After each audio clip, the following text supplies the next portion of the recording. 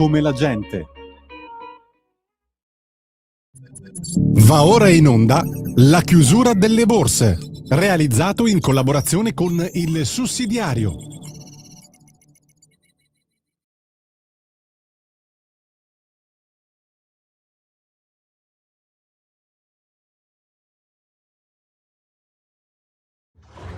Va ora in onda il notiziario di Radio Libertà, realizzato in collaborazione con Il Sussidiario.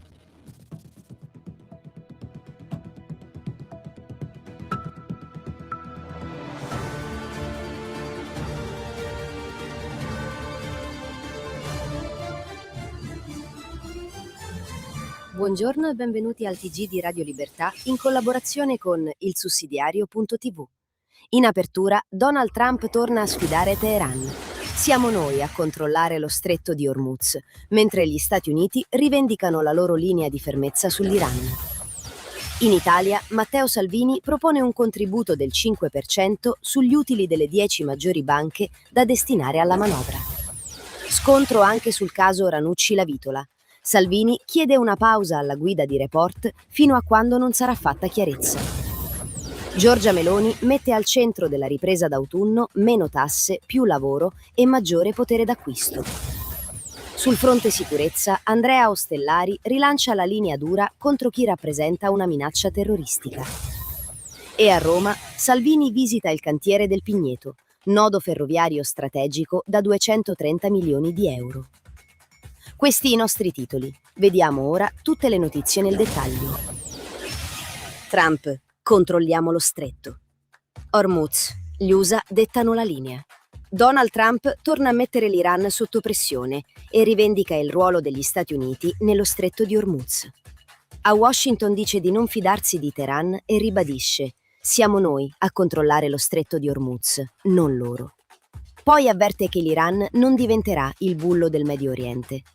Il messaggio arriva mentre la crisi resta aperta e il traffico energetico dipende dagli equilibri nel Golfo. La Casa Bianca conferma la linea della fermezza. Salvini sfida le banche, contribuiscano. Il 5% degli utili finisca in manovra. Un contributo del 5% sugli utili delle 10 maggiori banche italiane per 3 anni. È la proposta che Matteo Salvini vuole portare nella prossima manovra, escludendo le piccole banche territoriali. Salvini richiama i forti profitti del settore e sostiene che chi ha guadagnato di più possa contribuire, mentre famiglie e lavoratori affrontano il costo della vita. Ma è una proposta politica, non una tassa già approvata. Report, scontro aperto sullo scandalo. Salvini chiede una pausa a Ranucci. Il caso Ranucci-La Vitola entra in una nuova fase. Walter La Vitola è atteso dal giudice per l'interrogatorio di garanzia, mentre lo scontro si sposta sulla RAI. Matteo Salvini sostiene che finché non sarà fatta chiarezza sui rapporti tra La Vitola e Sigfrido Ranucci, Report possa andare avanti senza il suo conduttore. Ranucci parla di richiesta di sospensione. Il Corriere della Sera riferisce inoltre di conversazioni su una possibile candidatura politica del giornalista. Elementi che alimentano il dibattito, ma non indicano responsabilità di Ranucci nell'attentato. Meloni, meno tasse, più lavoro. Redditi e potere d'acquisto al centro. Meno tasse, maggiore potere d'acquisto e occupazione più stabile.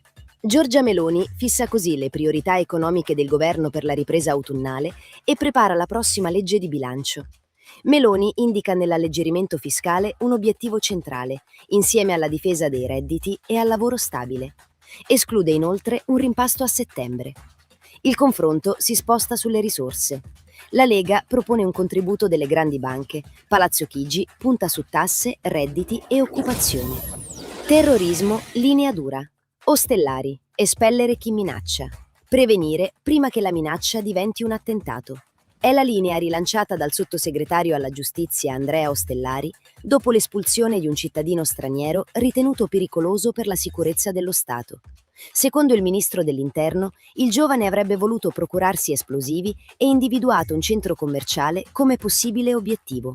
Ostellari rivendica la politica delle espulsioni e indica 256 allontanamenti dal 2022 di soggetti radicalizzati o potenzionalmente pericolosi e oltre 5.000 rimpatri nel 2026.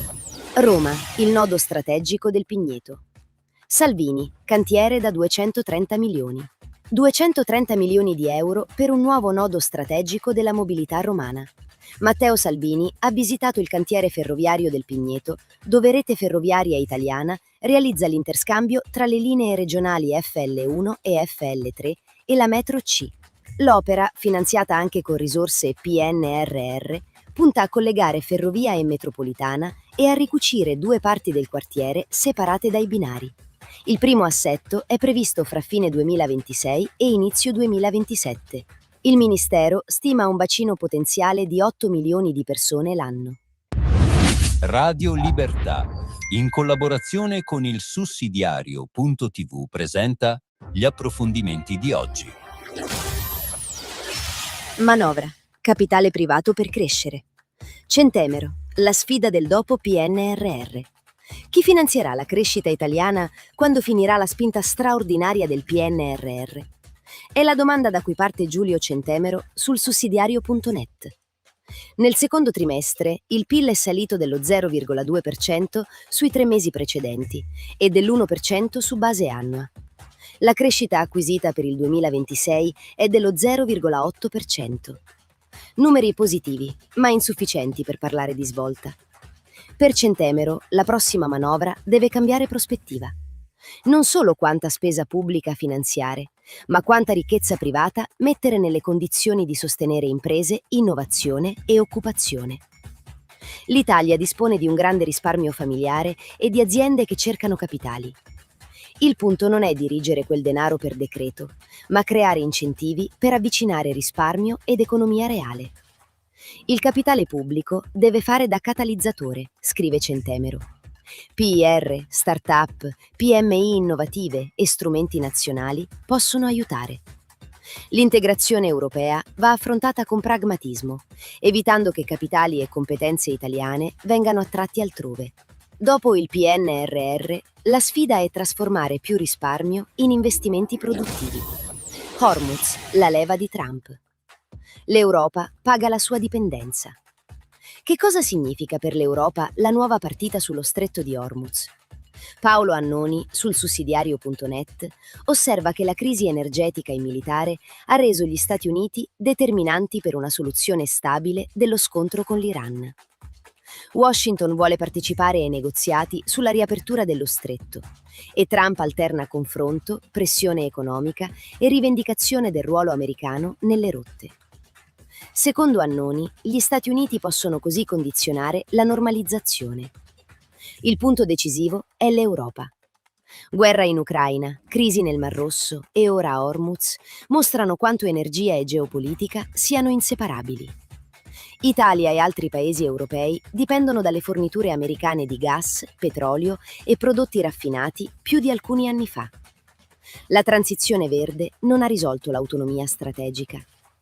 Solare ed eolico contribuiscono alla diversificazione, ma hanno costi e limiti.